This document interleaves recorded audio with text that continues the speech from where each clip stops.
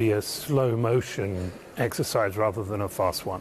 I think that the likelihood that the Fed will move really aggressively during the course of this year to push rates up high enough that it causes the pain this year, personally, I really doubt. I think that they will look at the fact that the headline figures start to drift lower, and they sort of got to drift lower just by a series of maths as we get towards the end of the year and go, oh, well, maybe we don't have to be quite as aggressive, and, we'll just take a little pause. And obviously there's an election, so they'll probably pause around there if they've got any excuse to pause. And what that means is the inflation goes on for longer, which means the end pain is greater. But, it's a matter of, will they have the gumption to really drive rates up to stop the inflation?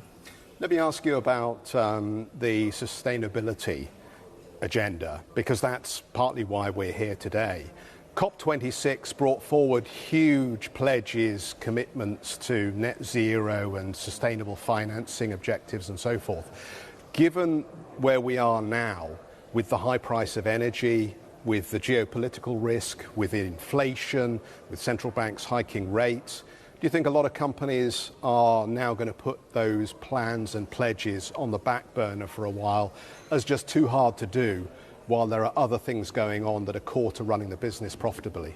I think you will have some companies doing that, and it will be different by different sectors.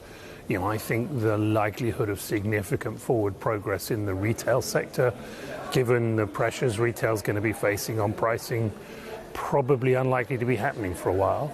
On the other side, the energy companies, yes, clearly we need to, it's supposed to be a transition. We need to keep providing financing for the oil and particularly the gas that's needed to get through transition.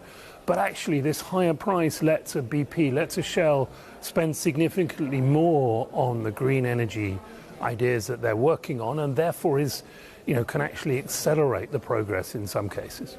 Luke, always good to catch up. Thanks very much for joining us here. Pleasure. Luke Ellis, the CEO of Man Group. Juliana, let me send it back to you in the studio.